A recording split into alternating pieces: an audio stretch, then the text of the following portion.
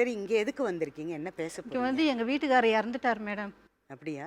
Heart problem madam. சரி. அவருக்கு heart இவ்வளோ பெருசு அடுத்து ஆப்ரேஷன் பண்ணிக்கிறாங்க மேடம். அவர் கல்யாணமே பண்ணக்கூடாதான். ம். ஏமாத்தி கல்யாணம் பண்ணிட்டாங்க. எனக்கு தெரியாது ஏன் மேடம். எதுக்கு? யார் சொன்னா அப்படி? உங்களுக்கு சொன்னாங்களா யாராவது? கல்யாணமே பண்ணக்கூடாது. ஆமா. கல்யாணம் ஆன பிறகு தெரிஞ்சது மேடம். அவர் வந்து ஒரு 70 80 வயசு தாத்தா மாரி நடப்பார். பொறுமையா வெயிட் தூக்க மாட்டாரு. 1/2 கிலோமீட்டர் நடக்க மாட்டாரு. கல்யாணம் ஆன பிறகு தான் தெரிஞ்சது மேடம். உங்களுக்கு எத்தனை வயசு இருக்கப்போ அவரோட கல்யாணம் ஆச்சு? அவருக்கு எவ்வளவு வயசு?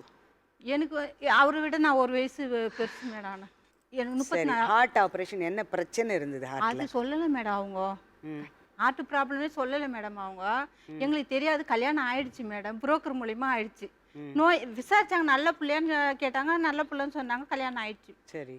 3 அடுக்கு மாடி மேடம். ம். சரி இது கல்யாணம் பண்ணிட்டாங்க எங்க அவர் அம்மா. வசதியானவருன்னு நீங்க கல்யாணம் பண்ணிக்கிட்டீங்களா? வீட்டை பார்த்தாங்க. சரி புள்ள நல்லா இருக்கிறாரு. கேட்டாங்க சரி, கட்டி கொடுத்தா நல்ல சௌகரியமா 3 இருப்பான்னு அடுக்கு நினைச்சு மாடியில கொடுத்தாங்க. இருப்பா டைல்ஸ் 3 அடுக்கு மாடியில நம்ம பொண்ணு இருப்பான்னு கொடுத்தாங்க. சரி. இல்ல அப்ப வந்து உங்களுக்கு வயசு வித்தியாசம் அவங்க வீட்ல பார்க்கலையா? அவங்களுக்கு தெரியும் மேடம். ஒரு வயசு சொல்லிட்டாங்க. பெரியவங்க நீங்க என்ன? அவங்களுக்கு ஆனா நாங்க ஜாதகத்துல வந்து எனக்கு ஜாதகமே எங்க அப்பா 3 பொண்ணுக்கும் ஜாதகம் எழுதல மேடம். அவங்க நோயாளின்னு நான் பண்ணல. டார்ச்சர். நோயாளி இருந்தா கூட இருப்பேன் மேடம். ம். என்ன ஏற்கனவே எங்க அக்கா வாழாம இருக்குது. அவரால் தான் நடக்க முடியாது, படுக்க வேலைக்கெல்லாம் போறாரு மேடம்.